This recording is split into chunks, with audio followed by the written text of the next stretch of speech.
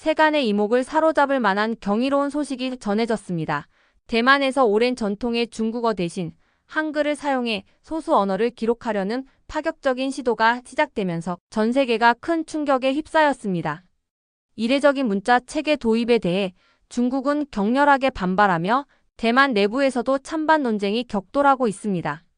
한 평범한 언어학자의 작은 고민에서 비롯된 이 혁신적 움직임이 어떻게 국제적인 파장을 일으키며 아시아의 문화 지형을 바꾸게 되었는지 궁금한데요. 사연을 시작하기 전 여러분들의 구독과 좋아요는 영상 제작에 아주 큰 힘이 됩니다. 그럼 그 놀라운 이야기 지금 시작하겠습니다. 안녕하세요, 여러분. 제 이름은 유린장이에요. 저는 대만 남부의 작은 마을에서 자랐답니다. 우리 집들은 서로 가까이 붙어 있었고 그 사이로는 좁은 길이 나 있었어요.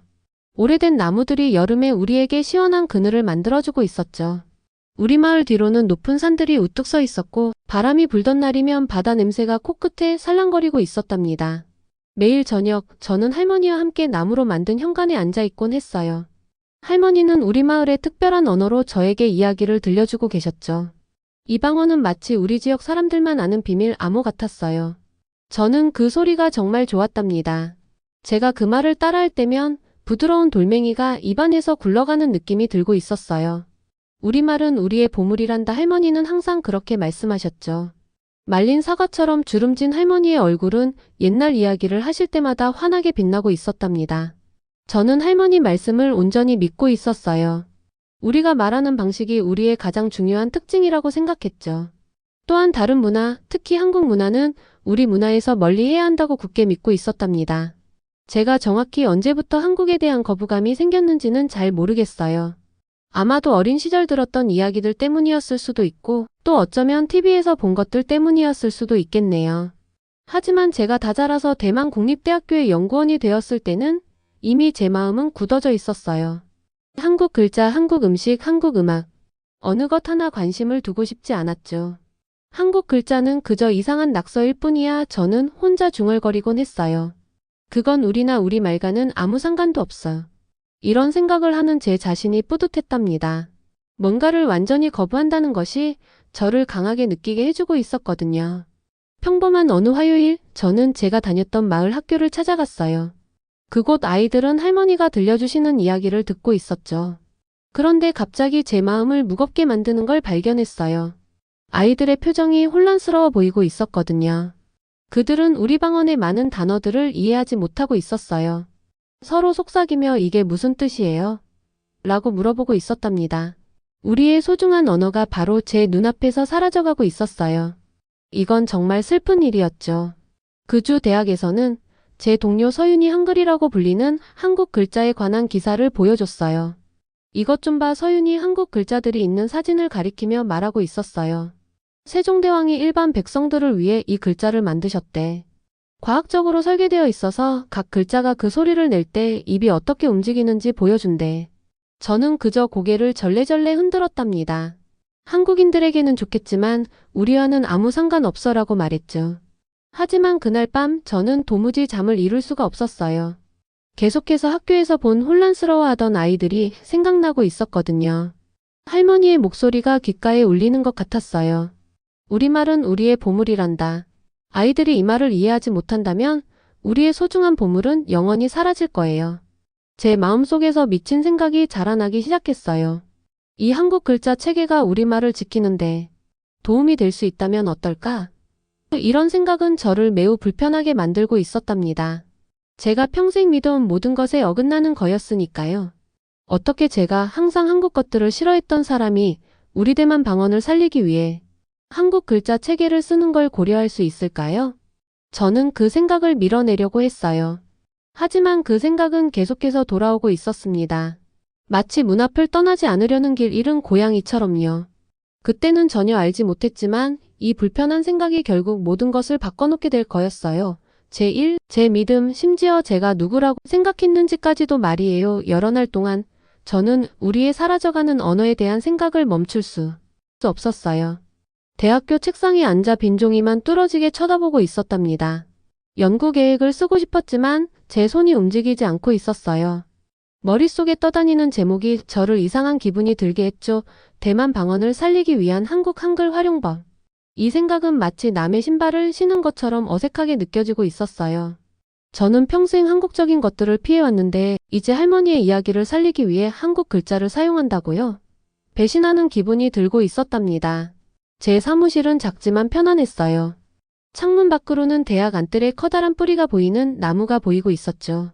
학생들이 그 아래를 지나가며 웃고 만다린 중국어로 이야기하고 있었어요.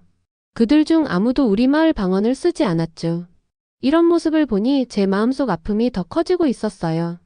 서윤이 줬던 기사를 꺼내봤어요. 한국 글자들은 제 눈에는 작은 집 모양과 막대기 같이 보이고 있었답니다. 제가 자라면서 익힌 한자와는 너무 달랐어요. 이런 이상한 기호들이 어떻게 우리 언어를 도울 수 있을까요? 다음날 우리 학과에서 큰 모임이 있었어요. 서울대학교의 이대훈 교수님이 방문하고 계셨죠. 키가 크고 부드러운 눈빛에 관자놀이는 희끗희끗했어요. 교수님은 한국의 문자 체계에 대한 발표를 위해 앞에 서 계셨답니다. 한글의 각 자음은 소리를 낼 때 입이 만드는 모양을 보여줍니다. 교수님이 설명하고 계셨어요. 손가락으로 공중의 모양을 그리면서요. 그리고 모음들은 하늘, 땅, 사람을 나타냅니다. 모두가 감탄하는 것 같았어요. 저는 팔짱을 끼고 얼굴을 찌푸렸죠. 하지만 마음 깊은 곳에서는 작은 호기심의 불씨가 자라고 있었답니다. 회의가 끝난 후 저는 서둘러 사무실로 돌아갔어요. 이 교수님과 이야기하고 싶지 않았거든요. 하지만 그날 저녁 교수님은 도서관에서 저를 찾아냈어요. 도서관은 조용했고 오래된 책 냄새가 나고 있었죠. 높은 창문에서 들어오는 빛 속에서 먼지가 춤추고 있었어요. 교수님은 제 앞 테이블에 오래된 책 한 권을 올려놓았어요. 책에는 수백 년 전 한글을 만든 세종대왕의 그림이 있었답니다. 때로는 우리가 밀어내는 것이 바로 우리에게 필요한 것이죠. 교수님이 조용히 말씀하셨어요. 그런 다음 저를 책과 함께 혼자 남겨두고 가셨답니다.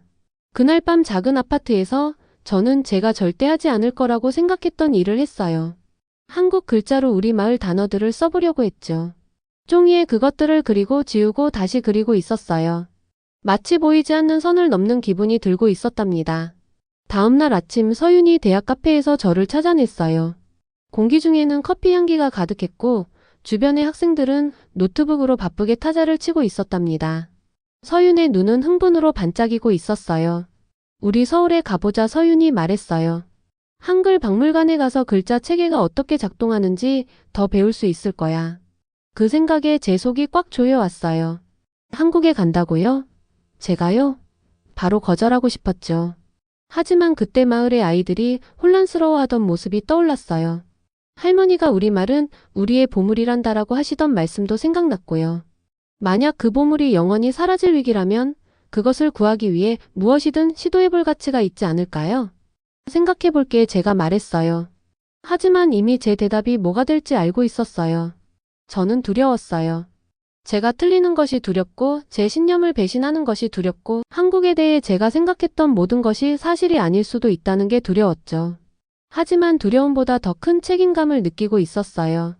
할머니에 대한 책임감, 그리고 자신들의 역사를 알지 못하게 될지도 모르는 아이들에 대한 책임감이요. 그날 밤 저는 서울행 비행기 표를 샀어요. 컴퓨터에서 확인 버튼을 누를 때 제 손이 약간 떨리고 있었답니다. 저는 미지의 영역으로 발을 내디디려고 하고 있었어요. 단지 평생 피해왔던 나라를 방문하는 것뿐만 아니라 어린 시절부터 지녀온 생각들에 의문을 품는 것이기도 했으니까요. 때로는 가장 용감한 여행이 대양을 건너는 것이 아니에요.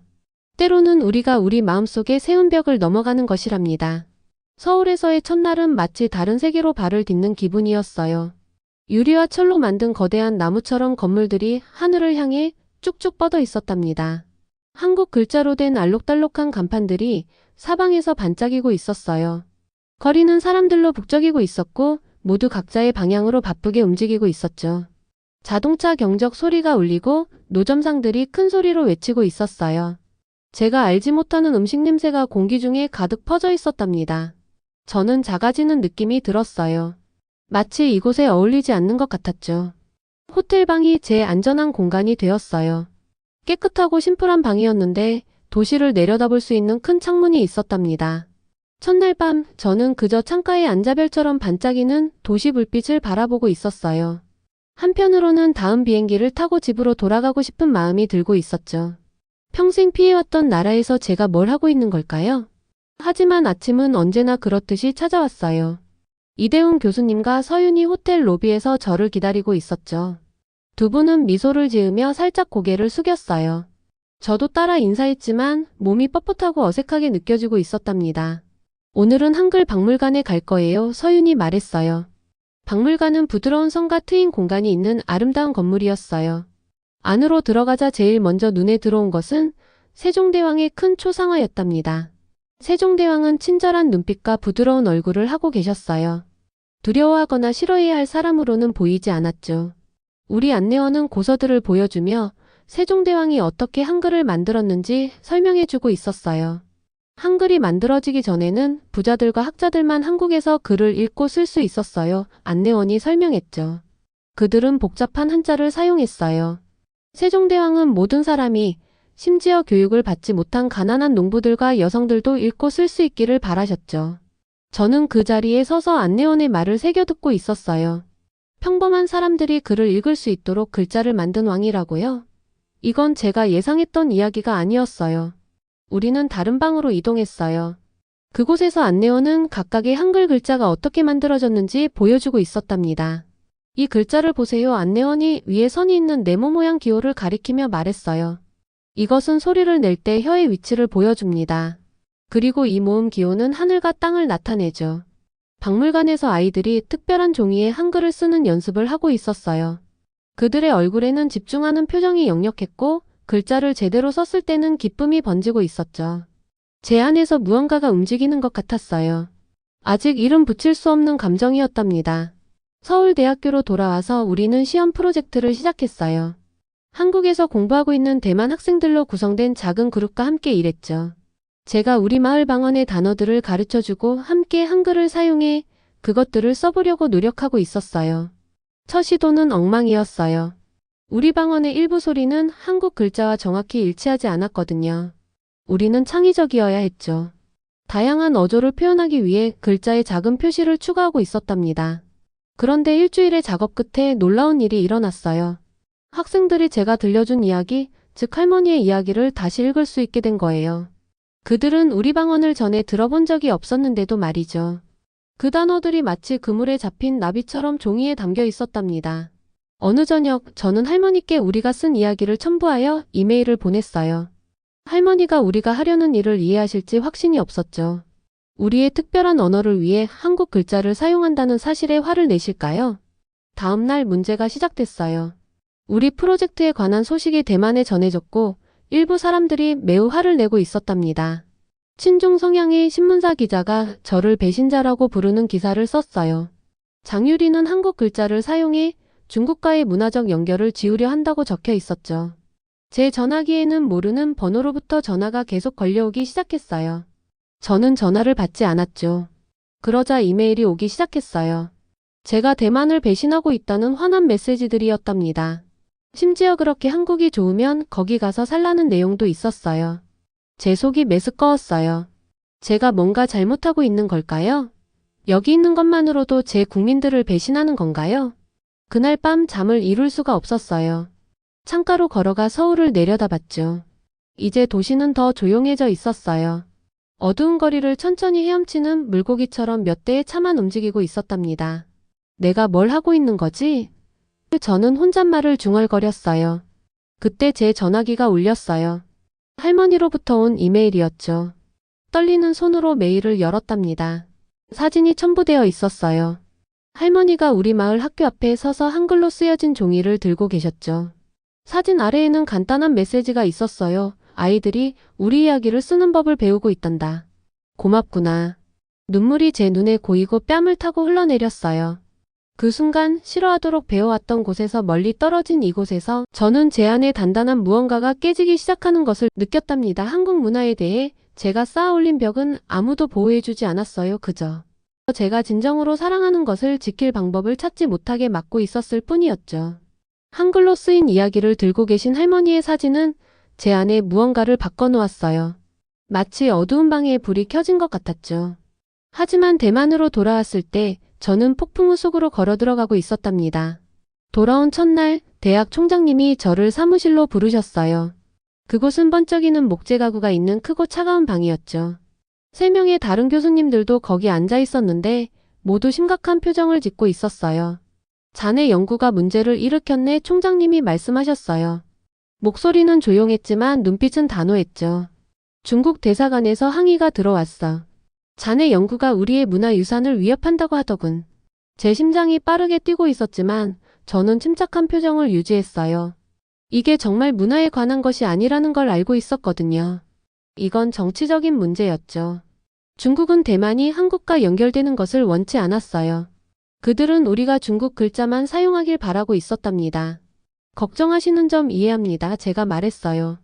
하지만 이 연구는 사라져가는 언어를 구하는 것에 관한 겁니다. 총장님은 고개를 저으셨어요. 대학에서 자네 프로젝트 지원금을 철회해야 할 수도 있겠네. 사무실로 걸어가는 동안 제 발밑의 바닥이 흔들리는 것 같은 기분이 들고 있었어요. 우리의 모든 노력이 허사가 될 수도 있다니. 복도가 전보다 더 길게 느껴졌고 주변에서 울리는 학생들의 목소리가 마치 제가 물속에 있는 것처럼 울려 퍼지고 있었어요. 그날 저녁 제 아파트에 소포 하나가 도착했어요. 배달원이 갈색 종이로 쌓인 작은 상자를 건네주었죠. 안에는 파란 천표지가 씌워진 수제본이 들어 있었어요. 제가 그것을 열자 깜짝 놀랐답니다.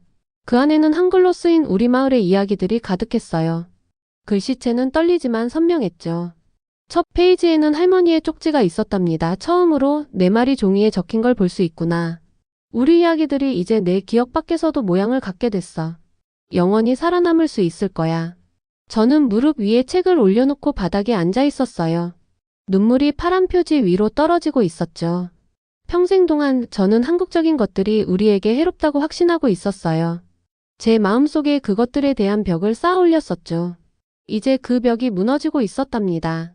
다음 날 아침 대학에서 특별회의가 소집됐어요. 교수들과 관리자들로 가득 찬 방이었죠. 그들은 모두 불편해 보였어요. 자리에서 몸을 이리저리 움직이며 제 눈을 피하고 있었답니다. 연구 책임자가 일어섰어요. 외교적 우려 때문에 장유린의 프로젝트를 한국 문자 체계 사용에서 벗어나게 방향을 바꿔야 합니다. 방 안이 조용해졌어요. 이게 무슨 뜻인지 알고 있었죠. 우리의 작업은 중단될 것이고 지원금은 중국을 화나게 하지 않는 다른 프로젝트로 가게 될 거라는 거예요. 제 손이 떨리고 있었지만 천천히 일어섰어요. 할머니의 파란 책을 모두가 볼 수 있는 테이블 위에 올려놓았죠. 우리가 정말로 이야기하고 있는 것은 이거예요. 제 목소리는 조용했지만 단호했어요. 정치가 아니에요. 국가적 자부심도 아니고요. 이 책에는 우리가 그것들을 기록할 방법을 찾지 않으면 영원히 사라질 이야기들이 담겨 있어요. 저는 방 안을 둘러보며 모든 사람들의 눈을 마주쳤어요. 몇몇은 시선을 피했고 몇몇은 살짝 고개를 끄덕였죠. 대학이 지원을 철회한다면 저는 혼자서라도 이 일을 계속할 겁니다. 제 무릎이 약해진 것 같았지만 저는 고개를 높이 들고 그 회의장을 나왔어요. 밖에서는 봄 햇살로 캠퍼스가 밝게 빛나고 있었답니다. 학생들은 나무 아래 앉아 이야기하고 웃고 있었어요. 새들은 가지 위에서 노래하고 있었죠. 모든 것이 똑같아 보였지만 저는 달라져 있었어요. 그날 밤 하버드 대학교의 김 교수님으로부터 이메일을 받았어요. 교수님은 우리 프로젝트에 대해 들으셨고 더 알고 싶어 하셨죠. 비슷한 메시지가 도쿄, 런던, 파리의 대학들에서도 왔어요. 우리의 작업에 대한 소식이 퍼져나가고 있었답니다. 3일 후 대학 총장님이 다시 저를 사무실로 부르셨어요. 이번에는 혼자 계셨죠. 얼굴이 덜 엄격해 보이고 있었어요.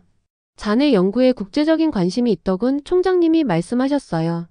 대학에서 입장을 재고했네. 지원금은 계속될 걸세.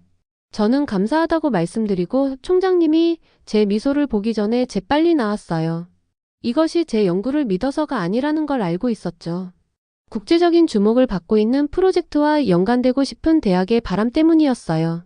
하지만 저는 그들의 이유에 신경 쓰지 않았어요. 중요한 건 우리 작업이 계속될 수 있다는 거였으니까요. 그날 저녁, 저는 작은 발코니에 앉아 석양이 하늘을 주황색과 분홍색으로 물들이는 것을 바라보고 있었어요. 제가 얼마나 멀리 왔는지 생각해 봤죠. 단지 한국까지의 물리적인 여행만이 아니라 제 마음속의 여정도 말이에요. 평생 동안 저는 제가 누구인지, 제가 무엇을 믿는지에 대해 너무나 확신하고 있었어요. 저는 대만 사람이었고 한국적인 것들을 싫어했죠. 이런 사실들은 마치 산처럼 견고해 보였답니다.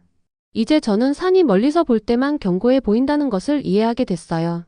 가까이서 보면 산에는 길과 가능성이 가득하죠. 한국에 대한 제 편견은 할머니의 이야기를 구할 방법을 찾는 것을 거의 막을 뻔했어요. 제가 마음속에 쌓아올린 벽 때문에 놓치고 있는 다른 진실은 무엇일까요? 저는 제 손을 내려다봤어요. 늘 가지고 있던 똑같은 손이었지만 이제는 다른 일을 하고 있었죠. 벽 대신 다리를 만들고 있었답니다. 1년이 빠르게 흐르는 강물처럼 지나갔어요. 우리의 작은 프로젝트는 제가 상상했던 것보다 훨씬 더 큰 것으로 자라났답니다. 오늘 저는 대만의 작은 마을에서 멀리 떨어진 스위스 제네바의 무대 위에 서 있었어요. 방 안은 전 세계에서 온 언어 전문가들로 가득 차 있었죠. 한글 문자 체계는 대만 방언뿐만 아니라 제가 설명하고 있었어요. 지금은 아프리카와 남아메리카의 사라져가는 언어들에도 시험적으로 적용되고 있습니다. 한때 한국의 모든 것을 싫어했던 제가 이렇게 변했다니 이상한 기분이 들고 있었어요.